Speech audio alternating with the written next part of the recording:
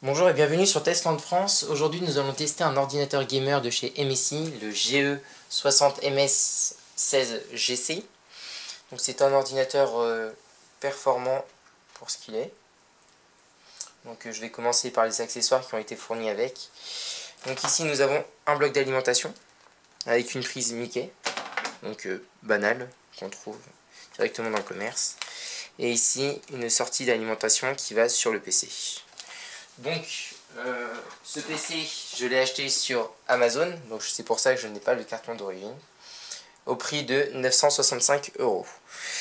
Donc sur ce PC là il y a eu quelques modifications qu'on verra dans les vidéos. Donc la face avant, enfin arrière plutôt, donc il y a marqué en gros MSI en gris avec deux bornes rouges et on voit de plus près une couleur grise qui ressort avec des rainures noires. Et ici c'est un petit peu ombré, enfin ardoisé. Hop là. Donc sur ce côté là nous avons ici l'antivol, enfin pour brancher un antivol. Ici la prise d'alimentation. Ici un radiateur pour le ventilo qui est petit mais plutôt performant. Ici une prise USB 2.0, une prise HDMI, deux prises 3.0, une prise de casque, une prise micro.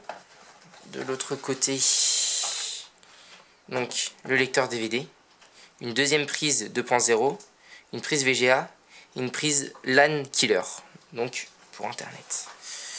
En dessous, hop là.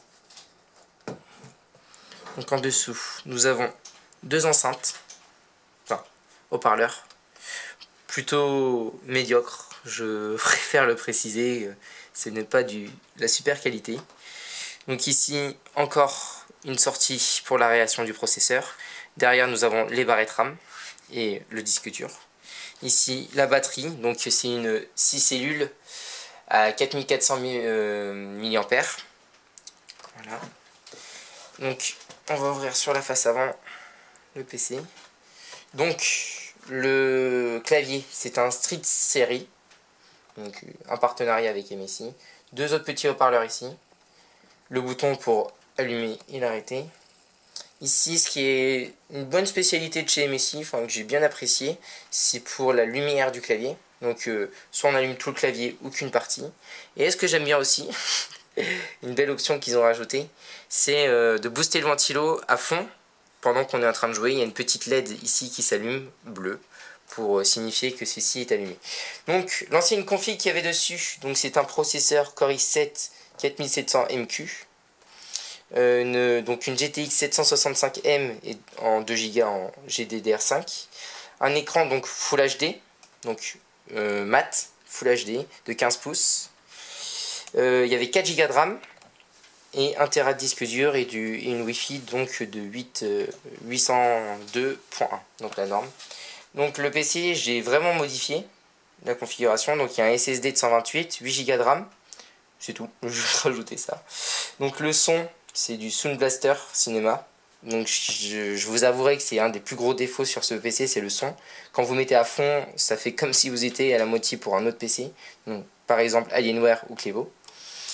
Il est plutôt léger pour ce qu'il est, donc 2,4 kg. Comparé à un Alienware ou un Clevo, c'est un peu plus léger.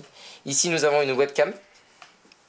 Donc ici une petite webcam qui filme en HD avec deux micros stéréo. Donc les micros sont de très bonne qualité. La personne qui nous entend sur Skype ou autre moyen de communication nous entend vraiment bien.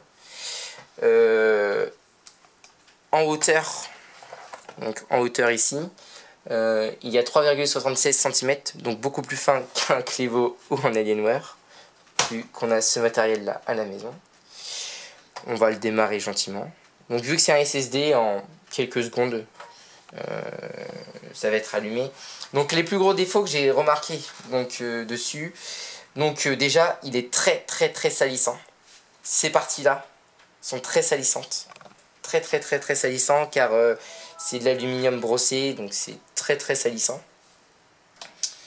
Deuxième point négatif, la batterie. La batterie 6 cellules qui se tue en 2 secondes et quand on joue, en 2 heures plutôt, excusez-moi, et quand on joue en 30 minutes, elle est complètement fusillée. Troisième reproche, donc le son. Les haut-parleurs sont vraiment médiocres, mais ils sont de bonne qualité, mais vis-à-vis du son, très médiocre. Aussi, j'ai oublié de préciser, excusez-moi, que ici, alors nous avons un voyant pour le processeur, un voyant pour le Bluetooth, un voyant pour la Wi-Fi, un voyant pour la batterie, donc quand elle commence à fatiguer, ça s'allume. Un voyant pour les majuscules, un voyant pour le pavé numérique, voilà, et un voyant quand il est en veille. Donc ça c'est la première partie. Ce qui est bien sur ce clavier, c'est que donc ici vous voyez il est rétroéclairé en bleu, et là c'est juste la moitié qui est rééclairée en bleu, donc un petit peu, ça sert un petit peu à rien. Donc là je vais le laisser. Ce qui est aussi sympa sur ce PC, c'est que nous avons un pavé numérique à côté. Quand on tape, c'est pas trop compliqué. Les touches sont assez ouvertes et larges, donc plutôt sympa. Alors, je vais démarrer un petit logiciel qui s'appelle CPU-Z. Voilà. Donc, comme vous avez pu constater, c'est un Windows 7 dessus. Donc là, je vais juste démarrer CPU-Z. Alors, donc c'est un processeur i7 4700MQ pour préciser. Donc à 2,4 GHz, en Turbo Boost 3,4. 6 mots de cache à l'intérieur, donc ce qui est pas mal. 22 nanomètres en technologie. Et donc il utilise 47 watts. Donc ça va, c'est plutôt, on va dire, raisonnable. Donc c'est un 4 cœurs réel, 4 cœurs virtuel. Donc en cache nous avons 6 MHz. Donc le BIOS c'est un American Megatrons, donc comme beaucoup de PC. Donc en mémoire j'ai 8 Go en DDR3. Donc la fréquence c'est 798,1 MHz. Plutôt faible. Donc en carte graphique, donc nous avons 2 cartes graphiques, donc la HD 4600 donc de chez Intel, et de chez Nvidia nous avons la GTX 765M, donc en 405 MHz, et en mémoire nous avons donc 2 Go.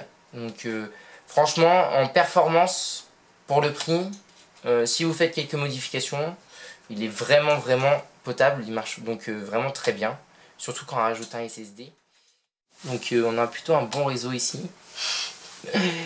On va juste aller sur notre chaîne YouTube. Donc très salissant comme PC. Après ce qui est sympa, le pad est vraiment sympa. Physiquement il est quand même joli, je le trouve plutôt joli. Hop, on va aller sur Testland France. Juste regarder une vidéo. Qu'on va mettre en Full HD évidemment. Hop là.